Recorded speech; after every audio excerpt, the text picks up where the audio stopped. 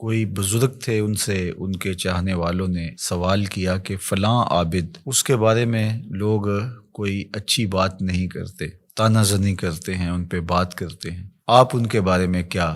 رائے رکھتے ہیں؟ تو انہوں نے جو جواب دیا وہ بہت خوبصورت تھا اور یہ ضرب المثل بن گیا۔ گفت بولے، بر ظاہرش عیب نمی بینم و در باطنش غیب نمی دانم، کہ ان کے ظاہر میں تو میں کوئی عیب نہیں دیکھتا، اور جو ان کا باطن ہے اس کو میں اس لیے نہیں جانتا کہ میں کوئی غیب دان نہیں ہوں کہ میں یہ دعویٰ کروں کہ میں ان کے اندر کو دیکھتا ہوں۔ فرماتے ہیں کہ جس شخص نے پارساؤں والا لباس پہنا ہو تو اس کو تو پارسا ہی سمجھ، چونکہ ظاہر کے مطابق تمہیں گمان رکھنے کا حکم دیا گیا ہے۔ تجھے کھودنے کی، کریدنے کی اور اس کے معاملات میں گہرا غور و تفحص کرنے کی ضرورت نہیں ہے، اس لیے کہ جو محتسب ہوتا ہے اس کو گھر کی تلاشی نہیں لینی ہوتی، وہ تو جو چیز سامنے آتی ہے اس کے مطابق ہی اس کا احتساب کرتا ہے۔ تو اگر یہ ہمارے رویے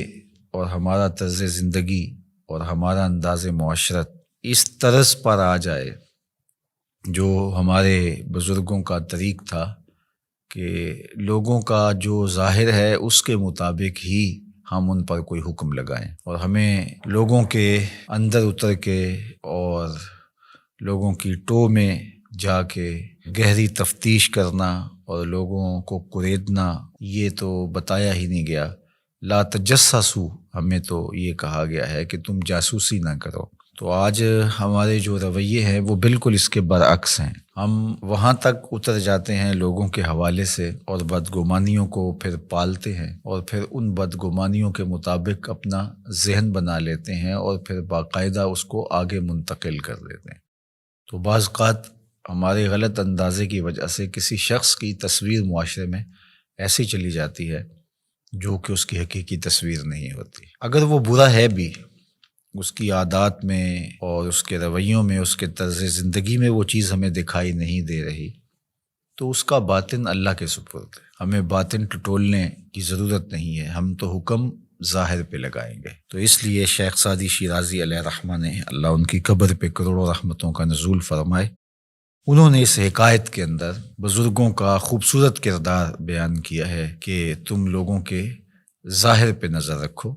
اور جو تمہاری رائے ہے وہ ان کے ظاہر کے مطابق ہی ہونی چاہیے، اور ان کو کرید کر کے اور ان کے معاملات کے اندر